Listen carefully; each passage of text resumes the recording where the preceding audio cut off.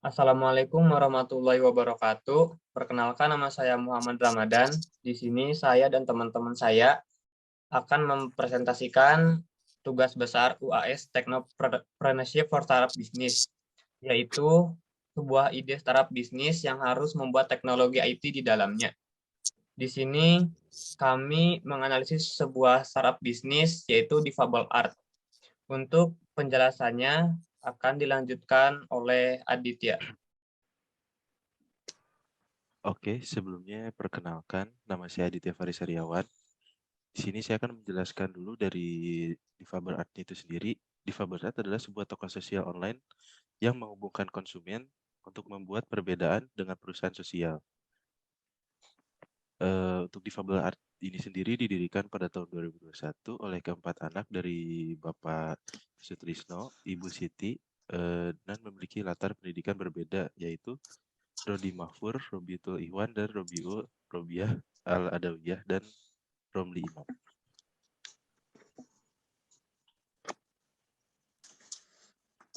Selanjutnya, visi, misi, dan tujuan perusahaan dari Difabel Art itu sendiri adalah visinya membawa perdagangan perusahaan sosial ke tingkat selanjutnya. Di sini kami percaya bahwa semakin banyak ide welas asih yang kami tanamkan, semakin banyak hal yang tidak menguntungkan akan diterima bersama dan semakin banyak orang yang diberkahi. Nah, untuk misinya, memenuhi dunia dengan harapan memiliki teman-teman penyandang disabilitas kesempatan untuk mendukung dan memperdayakan transparansi dalam semua aspek pembelian produk dan tujuan sosial. Untuk tujuannya sendiri, menciptakan peluang dan pemberdayaan validasi. Di sini ada jenis produk yang dipasarkan oleh Difabel Art. Di sini ada tote bag, sarung bantal, dan pouch. Intensitas persaingan. Di sini intensitas persaingannya cukup ketat, dapat dipengaruhi oleh kondisi seperti peningkatan jumlah pesaing, penurunan permintaan produk, persaingan harga, dan persaingan dalam hal strategi atau sumber daya. Selanjutnya ada ancaman pendatang baru. Ancaman dari pendatang baru sendiri terjadi ketika industri sangat menguntungkan dan merangsang masuknya pendatang baru. Kemudian selanjutnya ada kekuatan tawar pemasok. Kekuatan tawar-menawar pemasok ini memiliki daya tawar ketika mereka mendominasi oleh produsen yang mengandalkan pasokan atau hanya peduli pada posisi pasar yang mengabaikan persaingan pasar. Selanjutnya, kekuatan tawar pembeli.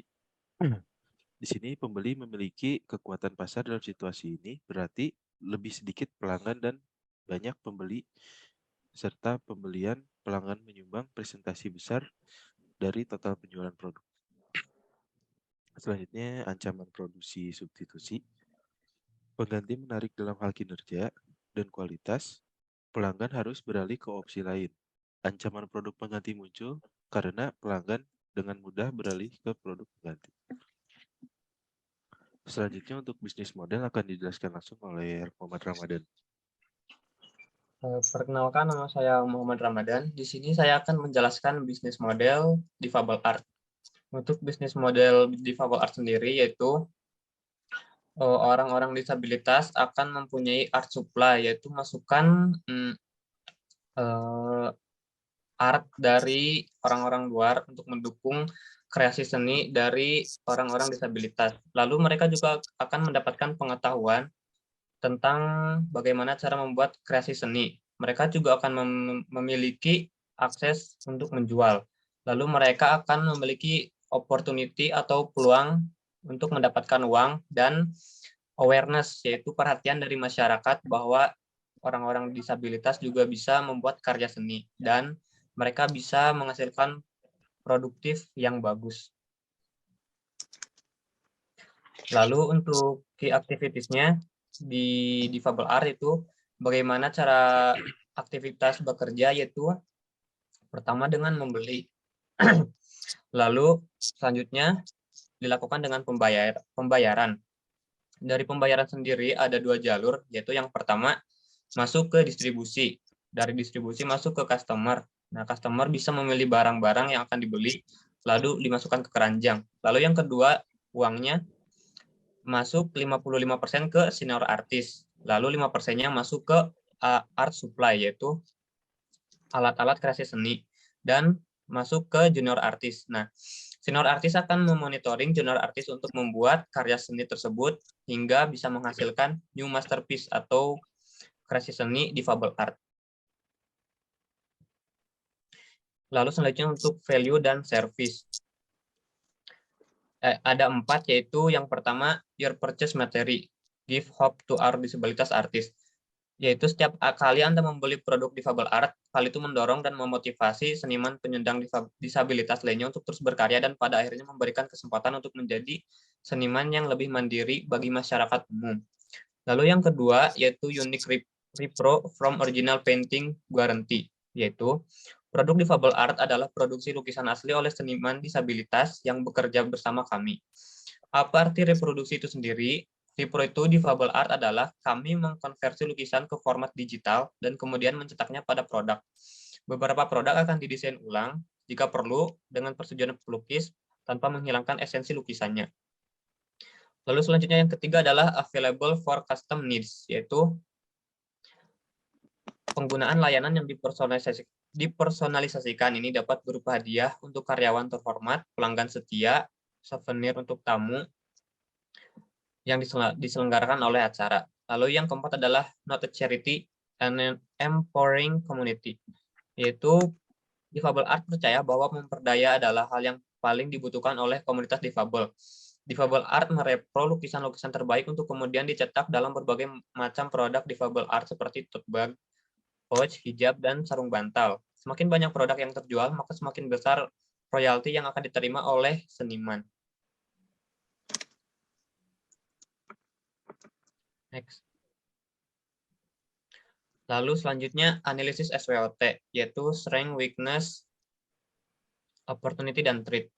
Strength yang dimiliki difabel art yaitu website marketplace yang dapat memudahkan dalam mengakses oleh semua orang tanpa batas waktu dan biaya. Website yang sangat praktis diakses dengan desain UI UX yang mudah dipahami. Lalu selanjutnya produk yang dengan bahan yang ramah lingkungan. Harga jenis produk bervariasi sesuai kebutuhan. Mampu mengikuti perkembangan teknologi. Untuk weakness-nya, kebutuhan profesional TI, terutama staf webmaster. Keberhasilan bisnis tergantung pada iklan situs website dan marketplace lainnya.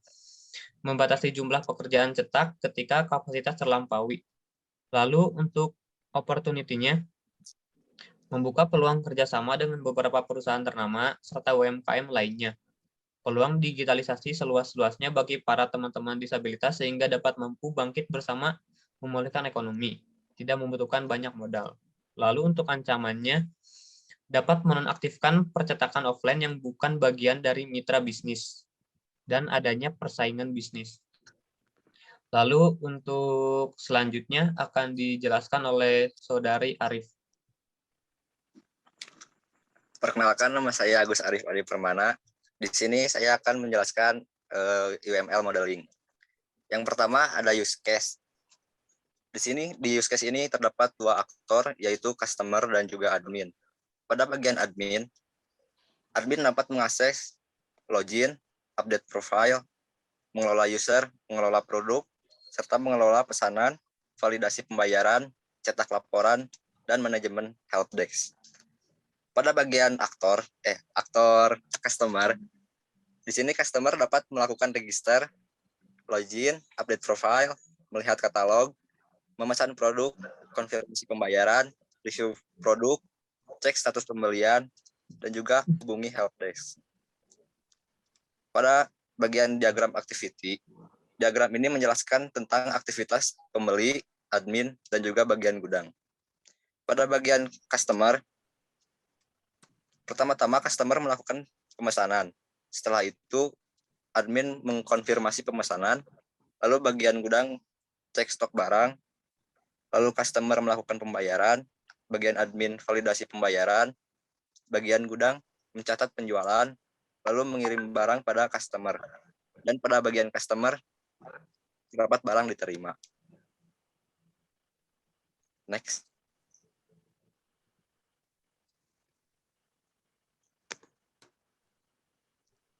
Selanjutnya, sequence diagram.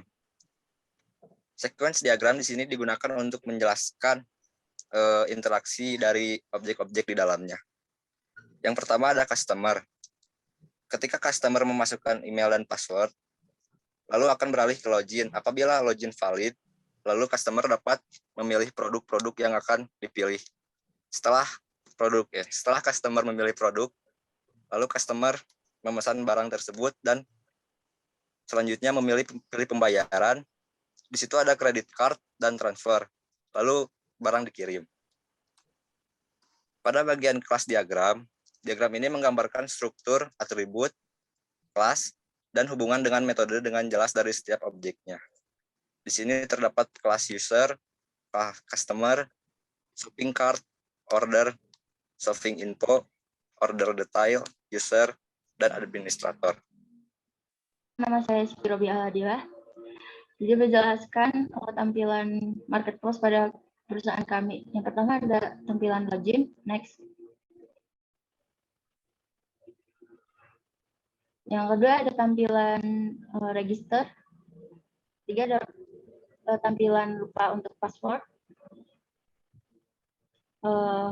Berikutnya ada tampilan beberapa produk kita beserta harganya.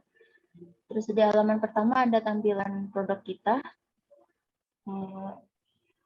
Di sini Terus ada lanjut filter ya untuk memilih brand, style, size, range, color, serta material yang dibeli yang diinginkan oleh konsumen atau customer. Di sini bisa langsung dipilih.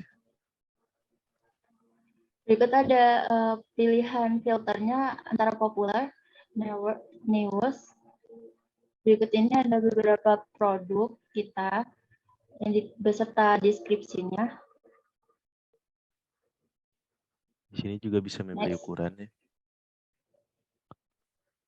Nah, ini di sini kita bisa nge-brand filter sesuai dengan mereknya. Di sini ada Adidas, Converse, dan lain-lain. Di sini ada favorit juga untuk konsumen. Selanjutnya ada checkout. Ini keranjang untuk yang dibeli oleh konsumen.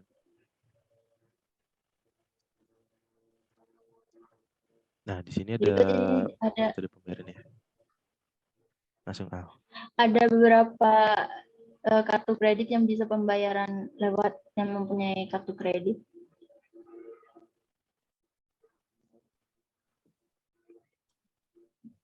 Berikut ada alamat untuk pengiriman dan delivery metodenya ada JNE, Cepat, Ninja, dan lain-lain.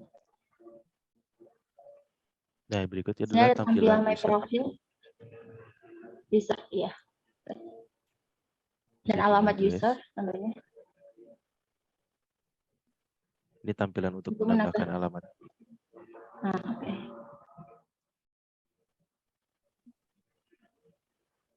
Mau ngejelasin atau sama aku?